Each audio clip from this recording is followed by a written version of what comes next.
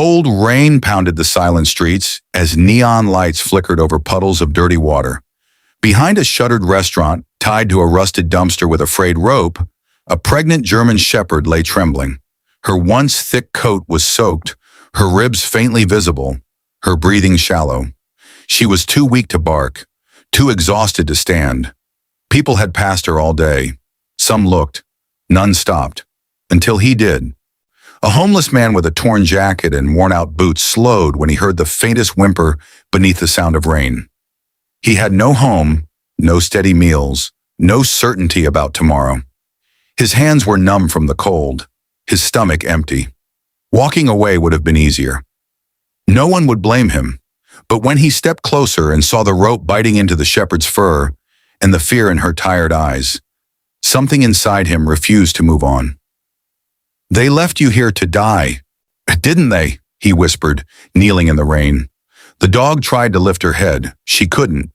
Carefully, he untied the knot and wrapped his only blanket around her shaking body.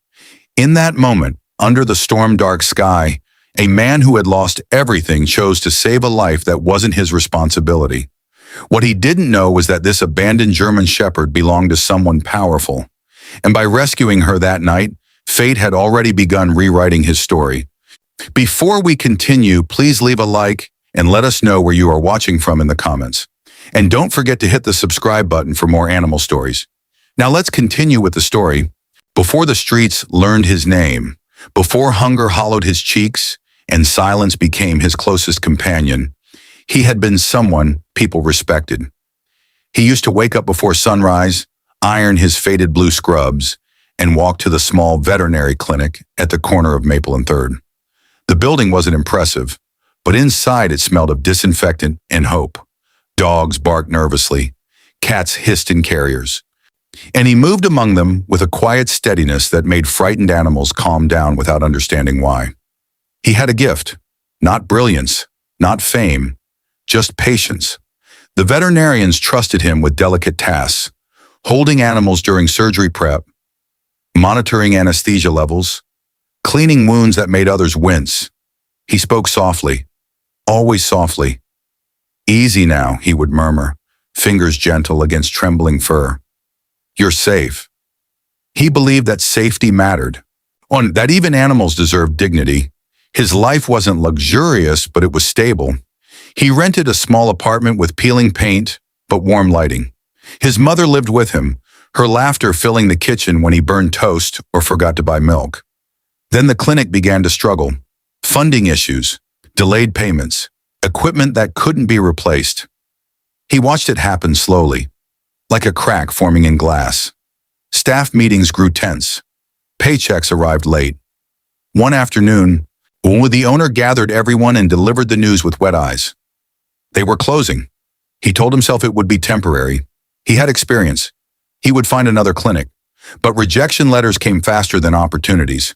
Clinics wanted degrees he didn't have, certifications he couldn't afford to renew. Then his mother collapsed in the kitchen one evening. Hospitals replaced job interviews. Bills replaced hope. He sat beside her bed for weeks, and holding her hand while machines beeped in sterile rhythm. He promised her everything would be okay, even when he wasn't sure he believed it. Savings drained like water from a cracked cup. He sold his car first, then the television, then the couch where she used to nap in the afternoons. When she passed, it felt as though the air had been removed from his lungs. Grief was heavy, but debt was heavier. Eviction notices came quietly. He ignored the first, panicked at the second. By the third, it was too late. The day the landlord placed his belongings outside, neighbors watched through curtains. No one intervened. 2 worn bags. That was all that remained of his life. He slept on a bench that first night, staring at the sky that felt impossibly wide.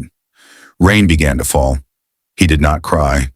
He simply closed his eyes and let the water soak through his clothes, as if the sky itself was washing away the man he used to be. Days blurred into survival, finding scraps, avoiding confrontation, learning which areas were dangerous after dark. Pride eroded faster than hunger. People stopped seeing him, and slowly he started wondering if he existed at all.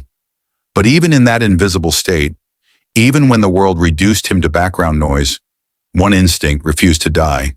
He still noticed animals, stray cats, limping dogs, birds with broken wings. He would pause, always pause, as if some small part of the man he used to be refused to disappear. He didn't know it yet, but that stubborn fragment of compassion, that refusal to look away, was the only thing standing between him and complete collapse. And on the night the storm came roaring through the city, that fragment would lead him somewhere that would change everything. The storm that night was not ordinary rain. It was the kind that erased footsteps and blurred streetlights into trembling halos. Wind howled through alleyways, dragging trash and paper across flooded pavement. Most people had rushed home hours earlier. He had nowhere to rush to. His jacket was already soaked through when he heard it. A thin, fractured sound that didn't belong to the wind. A whimper. He stopped walking. For a moment he told himself it was nothing. Just metal scraping. Just imagination. Then it came again. He followed the sound behind a closed restaurant, boots splashing through dirty water. And that's when he saw her. The German Shepherd was tied to a rusted dumpster with a rope that looked too thin for her size. Rain clung to her fur in heavy drops. Her sides rose and fell too quickly. Her belly was swollen, unmistakably pregnant. Her eyes met his. Not aggressive, not defensive. Defeated. Someone had left her there deliberately. No shelter, no food, no protection from the storm. He swallowed hard. He had nothing. No home, no money, no guarantee he would eat the next day. But he could not walk away. Kneeling in the rain, he reached for the rope. She flinched at first, then went still, as if she no longer had the strength to resist anything. "It's okay," he whispered, though his voice trembled. "I won't hurt you." The knot was swollen from water, tightened by panic. His fingers were numb, slipping as he worked it loose. The rope had burned into her neck, leaving a raw mark beneath her fur. When it finally gave way, she didn't move. She couldn't.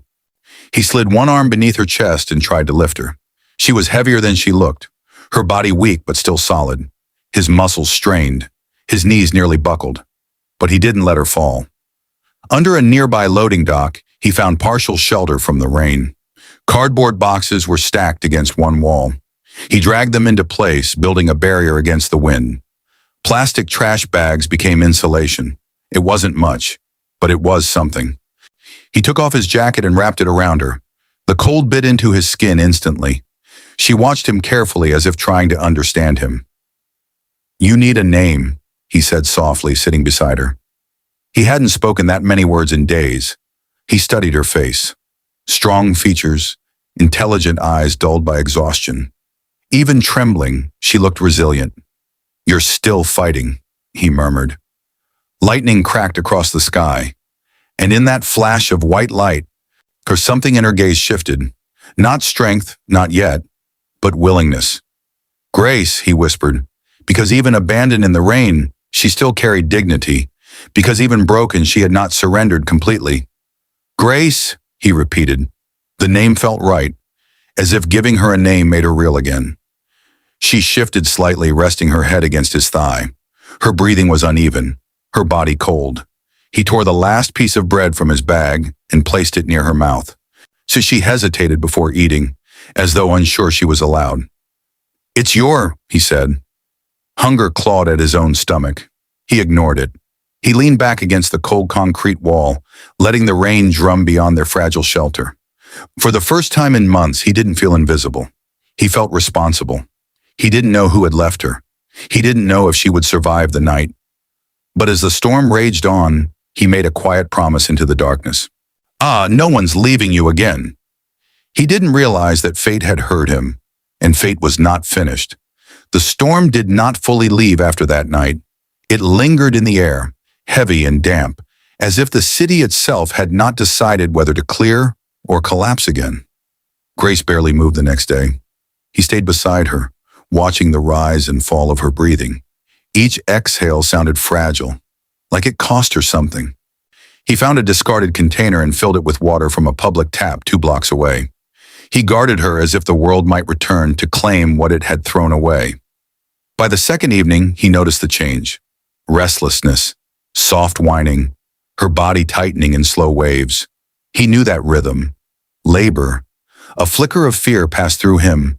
Out here, without heat, without proper tools, without sterile hands. This was dangerous. For her. For the puppies. "It's okay," he whispered again, while though doubt pressed against his ribs. "We'll get through this." He rearranged the cardboard, creating a nest. He layered scraps of fabric he had saved from his bags. He placed his hands gently along her sides, feeling the tension build. Hours passed. Thunder rolled in the distance, but this time the storm was quieter, as if watching. The first puppy came just before midnight, small, wet, too still. His heart dropped. He lifted the tiny body carefully. No cry, no movement. Come on," he murmured, rubbing gently, clearing its airway the way he had done so many times in the clinic. But this wasn't a sterile room. This wasn't bright lights and equipment. This was concrete and cold air. Seconds felt endless. Grace let out a weak whine, trying to lift her head.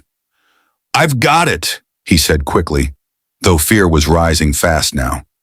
He rubbed harder, not rough but urgent. He cupped the puppy against his chest, trying to share warmth. He cleared its nose again. He whispered without realizing he was doing it. "Breathe. Just breathe." For one terrible moment, nothing happened, and something inside him began to break. Not again, he thought. Not another loss. Not another life slipping through his hands while he was powerless to stop it. Then, a tiny shudder, a faint broken sound, and suddenly a thin cry pierced the night. He exhaled so sharply it almost hurt. "There you go," he breathed, eyes burning. "That's it." Grace relaxed slightly, as if she had been holding her own breath. He placed the puppy beside her, watching it instinctively search for warmth.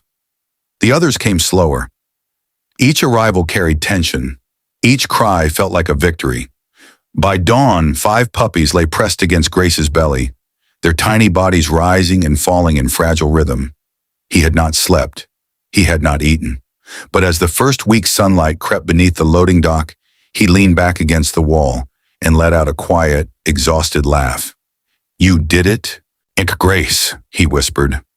She turned her head toward him, and for the first time since he had found her, there was something new in her eyes. Not defeat, trust. He reached out slowly, letting his fingers rest against her fur. The world still saw him as nothing. But in this small space of cardboard and concrete, he had helped life fight its way into existence. And something inside him, something long buried under grief and humiliation, flickered awake. He wasn't useless. He wasn't invisible. He still mattered. He didn't know that the world outside their fragile shelter was about to collide with this small miracle. He didn't know that posters were already being printed. He didn't know that Grace had another name. For now, there was only the sound of puppies breathing, and hope, fragile but alive. Across town, in a home protected by iron gates and surveillance cameras, another kind of storm had been raging for weeks. Her name was Margaret Hale. She was not used to losing things. Her business empire had been built from precision, control, and ruthless negotiation. She understood contracts, risk, and power. She had outmaneuvered competitors twice her size. Newspapers described her as formidable. Investors called her brilliant. But none of that mattered the night Grace was stolen. Security footage had shown 2 masked figures cutting through the back fence. The cameras caught only seconds before the feed went dark. By the time alarms triggered and guards reached the yard, the German Shepherd was gone. Grace had not been just a pet. She had been a gift from Margaret's late husband, the last anniversary present before cancer took him. The dog had slept at the foot of their bed, had followed Margaret through long nights of paperwork and quiet grief, had become the only living thing in that enormous house that made it feel less empty. When she vanished, the silence returned. Margaret did not cry in front of her staff. She issued commands. Her private investigators were hired within hours. The reward offer started high, then doubled. Social media campaigns spread across platforms. News stations ran the story repeatedly. The reward figure climbed high enough to change a life. Still nothing. Days turned into weeks. Investigators began to suggest possibilities she refused to consider. Illegal breeding, resale, worse. Margaret's composure began to crack in private moments. She stopped sleeping properly, because she replayed the security footage until she could recite each frame. Then came the update. A volunteer claimed she had seen a German shepherd matching Grace's description, in the possession of a homeless man. Margaret's jaw tightened. Possession. The word burned. In her world, people stole for profit. They exploited. They lied. She had seen enough manipulation to recognize patterns. A homeless man caring for a rare, purebred, pregnant shepherd? It didn't sound accidental. A suspicion hardened into anger. "Get the car," she told her driver. As the black sedan cut through traffic, Margaret's mind constructed a narrative. He had taken the dog. He had planned to breed her. He was waiting for the right buyer. The reward had likely tempted him. She did not prepare for gratitude. She prepared for confrontation. And under a rusted loading dock, surrounded by cardboard and damp concrete, a man who had given everything he had was about to be judged by someone who believed the worst. The storm had not ended. It was simply changing shape. The black sedan didn't arrive quietly. Its tires rolled slowly over cracked pavement before stopping a few feet from the loading dock. The engine hummed smoothly, out of place against rusted metal and damp cardboard. He looked up first. Grace lifted her head a second later. The back door opened. Margaret stepped out, her heels clicking against uneven ground. Even in the gray morning light, she looked composed, controlled, but her eyes were sharp, scanning quickly. Then she saw the dog. Her breath caught. "Grace," she whispered. At the sound of her voice, the German shepherd stirred weakly. Her ears twitched. She tried to rise, legs trembling beneath her. He instinctively placed a steadying hand near her shoulder, and that's when Margaret's expression changed. Her eyes moved from the dog to him, to the cardboard shelter, to the puppies, to the raw mark on Grace's neck, then back to him again. Within minutes, curiosity pulled people closer. A few pedestrians slowed. A shop worker stepped outside. Someone across the street lifted a phone. A small crowd began to form. Margaret's jaw tightened. "Step away from her," she said firmly. He blinked, confused. "She's weak," he replied quietly. "Hera, she just gave birth." "I said step away." Her voice carried authority, the kind that didn't expect to be questioned. Murmurs rippled through the small crowd. "Did he steal it?" someone whispered. "She's offering a big reward for that dog," another voice said. He felt the shift immediately, the weight of eyes, the quiet assumption. Margaret took a step closer. "Do you have any idea who that dog belongs to?" He swallowed. "No." "That's my dog." The words hit harder than he expected. For a split second, something inside him panicked. Not because he had done anything wrong, but because the world already looked ready to decide that he had. Grace whined softly and tried to move toward Margaret, but her body was still fragile. The puppy stirred against her. "You found her tied to a dumpster?" Margaret's tone sharpened. "Or did you tie her there?" The accusation sliced clean. The crowd grew quieter. His face flushed, not with guilt, but humiliation. "I untied her," he said steadily. "She would have died in that storm. And I'm supposed to believe that?" Phones were recording now. He could feel the narrative building in real time. Homeless man, purebred dog, large reward. It looked obvious. Grace suddenly pushed herself forward, wobbling, ignoring weakness. She moved past him, not away from him, but toward Margaret. And then she did something neither of them expected. She stopped halfway, turned her head, and leaned back gently against his leg. The crowd murmured again, but differently this time. Margaret froze. Grace's body language was not fear, it was attachment.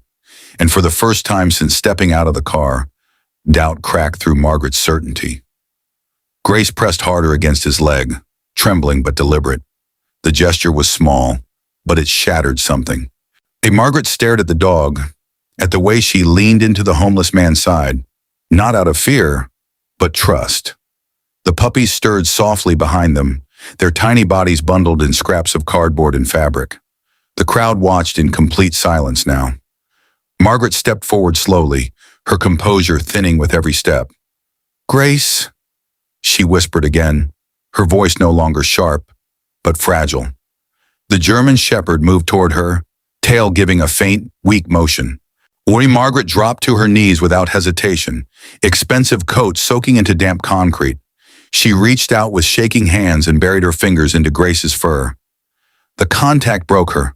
A sob escaped before she could stop it. Not controlled, not dignified. Raw. Her shoulders shook as she pressed her forehead gently against the dog's head. "I thought you were gone," she cried. "I thought they'd—" The rest of the sentence dissolved into breath. The crowd shifted uncomfortably. Phones lowering now. He stood still, unsure where to look. He had seen grief before, in the hospital rooms and quiet goodbyes. This was the same kind of pain. Margaret pulled back slightly, eyes red, scanning Grace's body. She saw the raw mark around her neck, the weight she had lost, the puppies. Then she looked at him again. This time there was no accusation, only realization. "You kept her alive," she whispered. He shrugged faintly. "She kept fighting." Margaret covered her mouth, overwhelmed. "She hates thunder," she managed between breaths. "She always hides during storms." He glanced down at Grace. "She wasn't hiding," he said gently. "She was surviving." Something inside Margaret gave way completely at that. Tears fell freely now, unguarded, unfiltered. Years of control meant nothing in that moment. She reached toward the puppies, touching one with trembling fingers, and let out another broken sound. The crowd had gone silent, not judgmental now, but witnessing something intimate. Margaret turned toward him again, eyes wet but steady. "I accused you," she said quietly, in front of everyone. He didn't respond immediately, because humiliation still lingered. But Grace shifted again, leaning lightly between them, as if bridging the distance. And in that small, wordless gesture, the storm that had built between two strangers began to dissolve. But their story was not finished. It was only beginning. Margaret stood slowly, still holding Grace's face in her hands. "I'm taking her home," she said. Not cold, not harsh, just certain. Those words hit him harder than the accusation had. He had known this moment would come. He had prepared for it in his head 100 times. But preparation means nothing when reality stands in front of you breathing. Grace turned her head slightly toward him, not panicked, but aware. He swallowed. "She just gave birth," he said quietly. "Moving her too fast could—" "My estate has veterinary staff," Margaret replied quickly. "Climate control, security, clean beds. She won't suffer another night outside." Every word was true, painfully true. The crowd had grown again. News of the confrontation had spread. A few cameras were still up, but most people sensed this was no longer spectacle.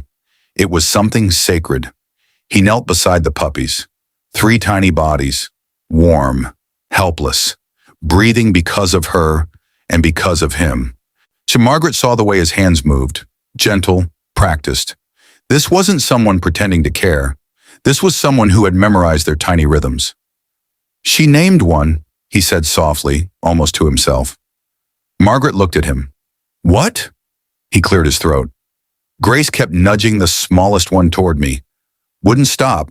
So, I started calling her Hope. The word landed between them. Margaret's expression changed again. "Hope," she repeated. Silence stretched. Then Margaret straightened. "I'm offering $50,000, as she announced, louder now so the crowd could hear. "For what you've done!" Gasps rippled outward. 50,000 for a man who clearly owned nothing but a torn backpack and a blanket. He stood slowly. For a brief second, something flickered in his eyes. Calculation, maybe. Survival instinct. What that money could do. Food for months. A room. A new start. Then it hardened into something else. "No," he said. The word shocked the crowd more than the offer had. Margaret blinked. "What?" "I didn't keep her alive for money. You deserve compensation. She deserved protection." His voice wasn't loud. It didn't need to be. Margaret studied him carefully now. "At least take something." He shook his head. Just promise me you won't separate her from the puppies too soon." Margaret nodded instantly. "Never." He bent down one last time and pressed his forehead lightly against Grace's. For the first time since she'd appeared, she whimpered. A sound so soft it barely existed, but it cracked him open. "You did good," he whispered to her. "You were brave." He stepped back before his resolve collapsed. Margaret's staff carefully prepared a transport crate, padded and warm. Grace resisted at first, not violently, but with hesitation. Her eyes stayed on him the entire time, until the door closed. The vehicle drove away, the crowd dispersed, and just like that, he was alone again. And that night was colder than usual, not because of the weather, because silence has weight when something that filled it is gone. He lay down under the overpass where he'd been staying. No warm body pressed against his side, no tiny whimpers. He stared at the concrete ceiling. $50,000. He replayed it in his mind. 50,000. He could have taken it. He should have taken it. Pride doesn't buy blankets. By morning, hunger gnawed sharper than usual. His shoes were splitting at the seams.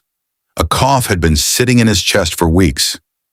He sat up slowly, and for the first time since he found Grace, he questioned himself. 3 days passed. No Grace, no puppies, no familiar presence. Just cold air and regret slowly blooming like a bruise. On the 4th day, rain poured again. Hard. He hadn't eaten properly in nearly 48 hours.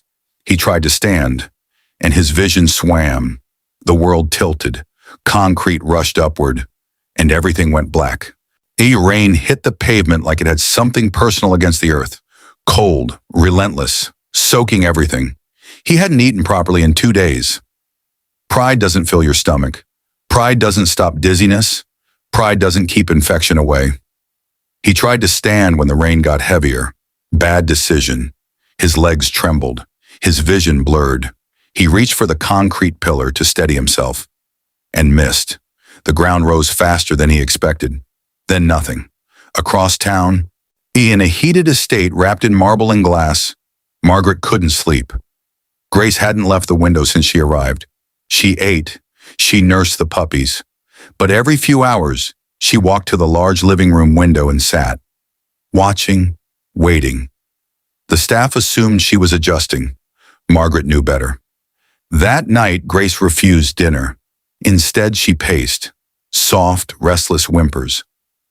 Margaret stood still, arms folded, heart tightening. "Go check," she said suddenly. Her driver blinked. "Ma'am?" "The underpass, the one where you found him." The driver hesitated. It was nearly midnight. Rain was violent. "Just go," Margaret said quietly. The car headlights cut through sheets of rain. The driver slowed as he approached the overpass. At first he saw nothing. Then, a shape. Too still.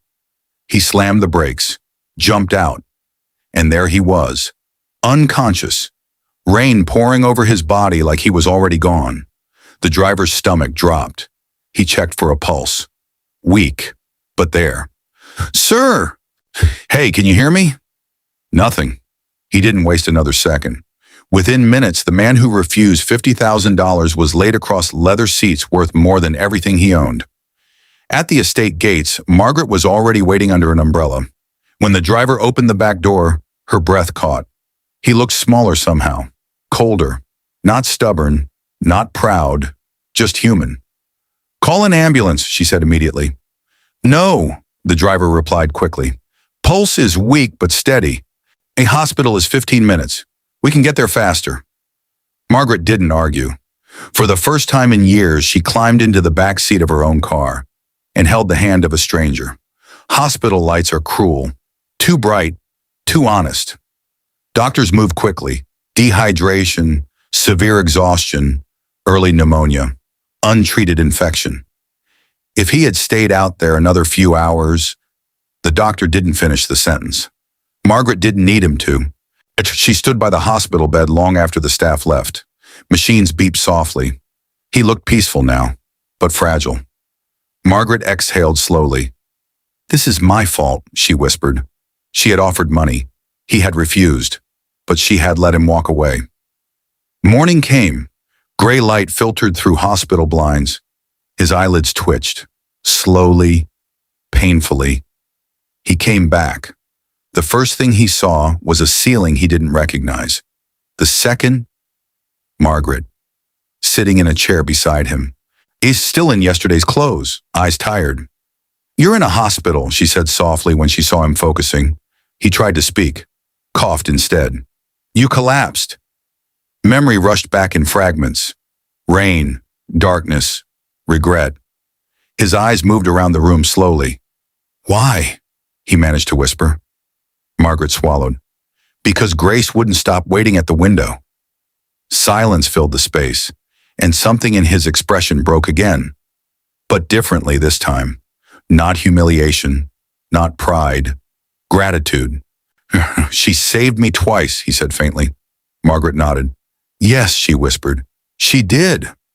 3 days later, he could sit up without coughing blood. 5 days later, he could stand. 7 days later, Margaret drove him somewhere without telling him where they were going. He didn't ask. He was still weak but no longer fading.